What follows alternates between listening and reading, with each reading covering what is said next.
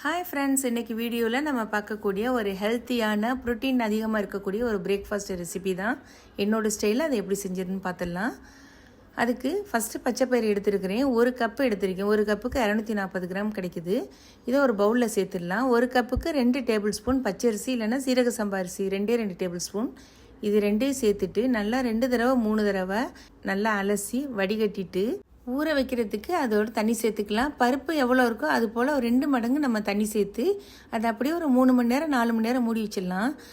3 மணி நேரம் 4 மணி நேரம் ஊற வச்சா தான் தோசை நமக்கு நல்லா பஞ்சு போல் சாஃப்டாக கிடைக்கும். பாருங்கள், 4 மணி நேரம் ஊற வச்சுருக்கேன். இந்த அளவுக்கு பருப்பு ஊறி வந்திருக்கும். நம்ம அந்த பருப்பு அப்படி எடுத்து பார்த்தோன்னா அது தோல் தனியாக பருப்பு தனியாக கிடைக்கும். இப்போ தண்ணியை நல்லா வடிச்சிட்டு இதை மிக்ஸி ஜாரில் சேர்த்துக்கலாம். 2 இன்ச்சு இஞ்சி, பச்சை மிளகா 2 அதை நல்லா உடச்சிட்டு சேர்த்துக்கிறேன். 1 டீஸ்பூன் சீரகம், தேவையான அளவுக்கு உப்பு, இது எல்லாத்தையும் சேர்த்து இது கூட கொஞ்சமாக தண்ணி சேர்த்துக்கலாம்.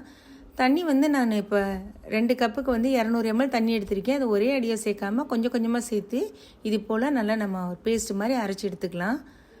பாருங்கள், அதுலேயே ஏர் பபிள் தெரியுதுல்ல.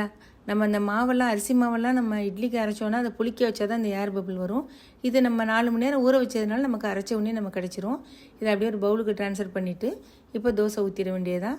ஸ்டவ் ஆன் பண்ணி தோசைக்கல் வச்சுட்டு தோசைக்கல் சூடானதுக்கப்புறம் கொஞ்சம் நெய் இல்லைன்னா கொஞ்சம் நல்லெண்ணெய் அந்த தோசைக்கல் ஃபுல்லாக பரப்பி விட்டுட்டு மாவை எடுத்து நம்ம ஒரு கரண்டி ஊற்றி நல்லா அந்த கல் ஃபுல்லாக நம்ம தேய்ச்சிட வேண்டியது. கொஞ்சமாக ஆயில் சேர்த்துக்கிட்டா போதும், அதிகமாகலாம் சேர்க்க வேணாம்.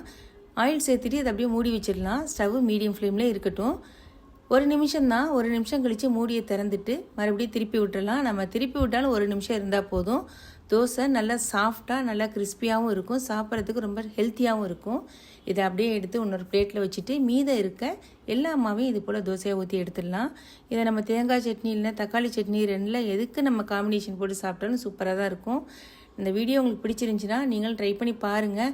மறக்காமல் நம்ம சேனலுக்கு ஒரு லைக்கை பண்ணிவிட்டு ஒரு சப்ஸ்கிரைபும் பண்ணிடுங்க ஃப்ரெண்ட்ஸ். தேங்க்யூ.